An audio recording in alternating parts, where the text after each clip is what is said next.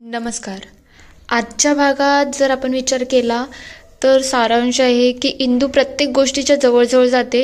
भांडा फोडेल तेवढ्यात तिथे श्रीकला येते आणि नंतर जे जे घडणार आहे, इंदू थोडीशी संशयाने अजून भरल आणि मोठ्या बाई लग्न मोडण्यासाठीही प्रयत्न करतील. नमस्कार. इंद्रायणीच्या आजच्या भागात आपण बघणार आहोत. इकडे श्रीकला किचनमध्ये येते आणि विचार करायला लागते की मी आता इथे थांबली आणि जर त्या इंदूने काही केलं ना तर माझं भिंग फुटेल, मला लवकरच बाहेर जायला पाहिजे. तेवढ्यात इंदू त्या पडद्याकडे गेलेली असते. ती तो पडदा खेचायला जाईल तेवढ्यात श्रीकला येते आणि म्हणते, ताई तिकडे काहीच नाही, स्टोर रूम आहे, तुम्ही थांबा, मी तुमच्यासाठी एक गंमत घेऊन येते. ती लगेच किचनच्या आतमध्ये जाते आणि विचार करायला लागते, काय गंमत घेऊ मी. शेवट तिला लोणच्याची बरणी दिसते आणि म्हणायला लागते, हेच त्यांच्यासाठी घेऊन जाते. तेवढ्यात इंदू तिच्या कुपीच्या जवळ गेलेली असते. ते बघता श्रीकला अजूनच घाबरते. इंदू ते उघडायला जाईल तेवढ्यात ती म्हणते, इंद्रायणी ताई इकडे बघा, मी तुमच्यासाठी काय आणलं आहे. मी माझ्या हाताने लोणचं बनवलं आहे आणि ते आता तुम्ही घेऊन जा. इंदू काही रिॲक्टच करत नसते. ते बघता नारायणीताई म्हणतात, अगं मला दे, मी सुद्धा लोणचं एन्जॉय करते. तेव्हा ती म्हणते, तुम्ही टेस्ट करा आणि मला सांगा की लोणचं कसं झालं आहे. नेक्स्ट टाइम जेव्हा येणार ना तेव्हा अशी धार टाकायला येऊ नका, जरा विचार करून आणि शांतीपूर्वक या. तेव्हा नारायणीताई म्हणतात, ही बघ इंदू काय बोलते, आपण जसे हिच्या इथे धाड टाकायला आलो आहे अशी बोलत आहे. तेव्हा श्रीकला म्हणते, शोधामध्ये काही सापडलं का. तेव्हा ती म्हणायला लागते, नाही हो, मी तर मस्ती करते. इंद्रायणीचा संशय अजूनच वाढत असतो की काहीतरी नक्की गडबड आहे. त्या दोघी घराच्या बाहेर निघतात. तेव्हा इंदू पुन्हा त्या दाराच्या जवळ जाते. ती ते उघडायला जाईल तेवढ्यात नारायणीताई बाहेरून हाक मारतात आणि म्हणायला लागतात, इंदू चल, थोडा उशीरच झाला आहे, आपल्याला घरी सुद्धा जायचं आहे. इंदू आणि बाकी सगळे दारापर्यंत येतात. तेवढ्यात तिथे रत्ना आलेली असते. इकडे नारायणी म्हणते, तुम्ही पुढच्या वेळेला आमच्या घरी येशील ना तेव्हा आपण एन्जॉय करू. तेवढ्या श्रीकला म्हणायला लागते, तुम्ही अशी अचानक येऊ नका, मला सांगून या, म्हणजे कसा तुमचा पाहुणचार उत्तम करता येईल. तेवढ्यात इंदू विचारते, ह्या कोण आहेत ज्या अचानक इथे आल्या आहे.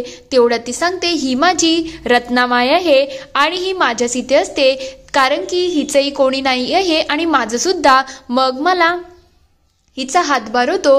ही माझ्या घरातली सगळी आवरावर करते, घरात काय नको काय हवं हे सगळं ती बघत असते. तेव्हा इंदूला तिच्यावरती अजूनच संशय येतो. तेवढ्यात ती लगेच सगळ्या गोष्टी एक्सप्लेन करायला लागते आणि तेवढ्यात रत्ना इकडे इंदूकडे रागाने बघायला लागलेली असते. ती तिला मोहित करण्याचा प्रयत्न करते पण इंदूच्या डोक्यामध्ये तिडीक जाते आणि तिला काय होते काही समजत नसतं. तेवढ्यात नारायणीताई विचारतात, इंदू तू ठीक तर आहेस ना, आपण थोडा वेळ नाही तर श्रीकलाच्या इथे थांबू. तेव्हा श्रीकला म्हणते, हो ताई तुम्ही ते थांबू शकता, काहीच हरकत नाही. तेव्हा इंदू म्हणायला लागते, नको, आपल्याला घरीच जायला पाहिजे. आणि काय ग, तू तर एक गोष्ट बोलली होती ना, तुझे बाबा सुद्धा आहेत, मग बाबा कुठे आहेत. तेव्हा नारायणीताई म्हणतात, अगं तिचे बाबा आहेत पण इथे तिच्या बरोबर नाही आहेत ना, हे तू विसरली का. तेव्हा ती म्हणते, हो लवकरच मी माझ्या बाबांची भेट घालून आणणार आहे. तेव्हा इंदू म्हणते, लवकर नाही, लग्नाच्या आधी भेट घालो, ते कुठे आहेत हे आम्हालाही कळलं पाहिजे. तेव्हा नारायणीताई म्हणतात, हो श्रीकला तुझ्या बाबांना घरीच घेऊन ये, म्हणजे जेवणाचा कार्यक्रम सुद्धा होईल. तेव्हा ती म्हणते, नक्कीच मी लवकर प्रयत्न करेल त्यांना इकडे आणायचा. तेव्हा इंदू म्हणते, लवकर नाही, लग्नाच्या आधी प्रयत्न करायचा आहे. ती लगेच त्यांना बाय करून तिथून निघून जाते. पण तिला ती रत्नामाई काही पटलेलं नसते. तिला संशय अजूनच वाढलेला असतो. या दोघी घराच्या आत जातात तेव्हा रत्ना अक्षरशः चिडून गेलेली असते. तेव्हा ती म्हणते, तू सगळं बरबाद केलं. तेव्हा ती म्हणते, माझ्याकडे दुसरा कोणता पर्याय होता का रत्ना, त्या अचानक इथे आल्या, मी घराला कसं साफ केलं आहे आणि मला माहिती आहे मी तुझा होम बाजूला केला, पण माझ्याकडे दुसरा कोणता ऑप्शनच नव्हता. म्हणून आता माझं करू नको, जे आहे जसं आहे ते तसं आता ऍडजस्ट करून घे. खरं म्हणजे त्या इंद्रायणीला माझ्यावरती संशय आला आहे म्हणून ती इथे येत राहील. आता तू थोडे दिवस तुझी सोय दुसरीकडे करायची. तेव्हा ती म्हणते, तू मला माझ्याच घरातून हकलते. तेव्हा ती म्हणते, अगं हे माझ्या बाबांनी तुला दिलेलं घर आहे म्हणून उगाच माझ्यासमोर माच करायचा नाही. तेव्हा ती म्हणते, ठीक आहे, तू जसं म्हणते तसं मी करते. तेव्हा ती म्हणते, दुसरा ऑप्शन नाहीये हे. खरं म्हटलं तर माझ्या हातात असतं तर मी हे सगळं होऊ दिलं नसतं, पण जोपर्यंत आता त्या दिग्रजकरांच्या घरची मी सून होत नाही ना तोपर्यंत आपल्याला शांतता घ्यायला लागेल. कारण की त्या एवढा मोठा डाव जो आपण रचला आहे ना तो एखाद्याही छोट्या चुकीमुळे जाता कामा कामाने आता तिला माझं घर मिळालं आहे, ती इंद्रायणी सतत इथे येईल चौकशा करायला, म्हणून तर मी तुला लांब करत आहे. दुसरं माझं काहीच इंटेन्शन नाही. जरा समजून घे ग, आपल्याला आपला बदलाही घ्यायचा आहे ना. थोड्या वेळानंतर इकडे नारायणीताई घरी येतात आणि शकुंतला काकींना सगळं एक्सप्लेन करत असतात. तेव्हा ती म्हणते, खरंच श्रीकलाचं घर छोटं आहे पण एकदम टापटीप आहे, जसं आपली इंदू ठेवते. तेवढ्या शकुंतला काकी म्हणतात, बरं झालं तुम्ही जाऊन आल्या. काय ग इंदू, तुला कसं वाटलं? पण इंदूचं बिलकुल लक्ष नसतं. तेव्हा नारायणीताई म्हणतात, अगं इंदू, काकू बघ ना तुला काय विचारते, घर कसं वाटलं तुला? तेव्हा ती म्हणते, छान आहे. तेव्हा शकुंतला काकी म्हणतात, बरं झालं तुम्ही जाऊन आल्या, म्हणजे मनाची घालमेल तर गेली. इकडे इंद्रायणी स्वतःचं काम करत असते. तेवढ्यात तिथे विंजे सरकार आणि मोठ्याबाई येतात. तेव्हा ते म्हणतात, मोठ्याबाई, कार्यालय बुक सुद्धा झालं आणि ते पैसे गेले सुद्धा. तेव्हा मोठ्याबाई म्हणतात, काय पैसे गेले? पैसे द्या राहिलेले मला. तेव्हा ते म्हणतात, तुम्हाला काय माहिती मी किती कामं केली आहेत. वाड्याचं लाईट बिल आलं होतं ते मी भरून टाकलं.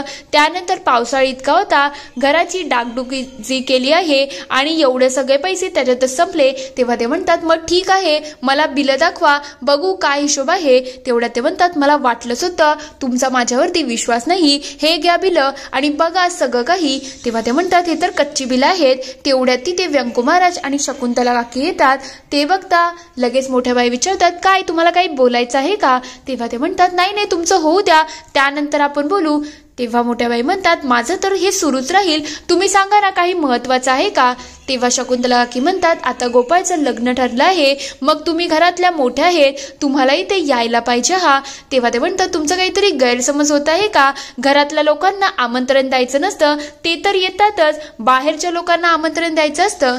तेव्हा व्यंकू महाराज म्हणतात, तसं नाही मोठ्याबाई, खरं म्हणजे आता तुम्हाला तर माहिती आहे दादाचं आणि गोपाळचं नातं किती छान होतं, मग तसंच तुम्ही आता त्यांच्या जागेवरती उभं राहायला पाहिजे. जर दादा असताना तर त्यांनी सगळी जबाबदारी घेतली असती, पण आता तुम्ही मोठे आहेत म्हणून तुम्हालाच हा मान मिळावा अशी आमची इच्छा आहे. तेव्हा ते म्हणतात, बरं आहे, तुम्ही तरी मला स्वतःहून मान देत आहात आणि हे ऐकून मलाही आनंद होत आहे, पण तुला एक विचारू का?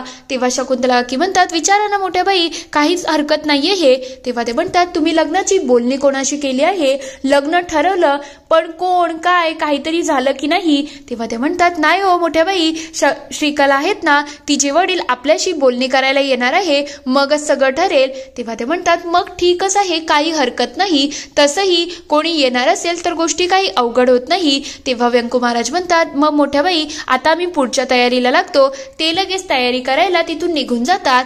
तेवढ्यात इंदू ही तिच्या कामानिमित्त आत निघून जाते. ते बघता विंजे सरकार म्हणतात, मला काहीतरी गडबड वाटत आहे, पण मला एक समजत नाही मोठ्याबाई, तुम्ही या सगळ्या लग्नामध्ये एवढा इंटरेस्ट का घेताय? तेव्हा ते म्हणतात, जरा समजू दे ना, त्या श्रीकलाचे वडील कोण आहेत आणि जर आपल्या आवडीचं नसेल ना तर या लग्नामध्ये आपल्याला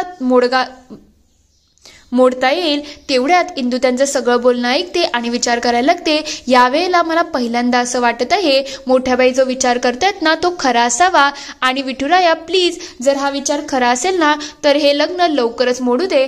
थोड्या वेळानंतर इकडे इंदू रूममध्ये येते. तेव्हा ती लगेच इकडे अधोक्षला विचारायला लागते, अधोक्षस आज मला थोडी कामं सुद्धा आहेत, तू मला सोडवशील का? तेव्हा तो म्हणतो, ठीक आहे, काही हरकत नाही. तेवढ्यात ती विचारते, अरे तुला एक गोष्ट विचारायची होती, श्रीकलाचे डॉक्युमेंट्स तुझ्याकडे आहेत ना, मग ते मला दे. तेव्हा तो विचारतो, तुला का डॉक्युमेंट्स हवे आहेत? नेमकं तुझ्या डोक्यामध्ये काय सुरू आहे? तेव्हा ती म्हणते, आता सगळं आपल्याला लिगली करायचं आहे, सिस्टमॅटिक करण्यासाठी सगळ्या गोष्टी आणि सगळे पेपर मला एकाच फाईलमध्ये ठेवायचे आहेत, मग कोणता गोष्ट इकडे तिकडे होता कामा नये, म्हणून तर सांगते ते पेपर मला दे. तेव्हा तो म्हणतो, हो थांब जरा, मी इकडे ठेवले, अरे अरे हा मी कपाटामध्ये ठेवले आहेत, हे बघ पेपर. तेवढ्यात ती म्हणायला लागते, ठीक आहे, मी आता सगळं नीट ठेवते. तेवढ्यात तिला इकडे श्रीकलाचा पेपर मिळतो आणि ती विचार करायला लागते, श्रीकला या गावची आहे, म्हणजे आपल्याला शोध तर घ्यायलाच पाहिजे. ती लगेच त्या गोष्टींचा शोध घ्यायला सुरुवात करते. इथे एपिसोड संपतो.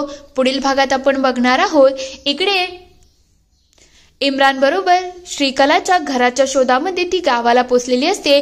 तेवढ्यात इम्रान म्हणायला लागतो, हेच ते घर आहे. इंदू दार वाजव. इंदू लगेच दार वाजवते आणि विचारते, श्रीकला इथेच राहते का? तेव्हा ते म्हणतात, नाही नाही, श्रीकला कोणी इथे राहत नाही. तेव्हा इंदू म्हणते, ती तर इथेच होती ना. म्हणजे तिने ॲड्रेस खोटा दिला आहे. श्रीकला अजून काय काय खोटं बोलली आहे ना, हे तर लवकरच उघडं पाडायला पाहिजे. इथे हा पूर्ण एपिसोड संपतो. आता इंदू समोर एक एक करून सगळं खोटं तर येत आहे, पण ती सगळ्या गोष्टी लग्नाच्या पहिले जोडू शकेल का, की श्रीकला त्या घरामध्ये घुसेल? तुम्हाला काय वाटतं ते मला कमेंटमध्ये नक्की कळवा. व्हिडिओ आवडला असेल तर लाईक, शेअर, सबस्क्राईब करायला विसरू नका. Thank you for watching.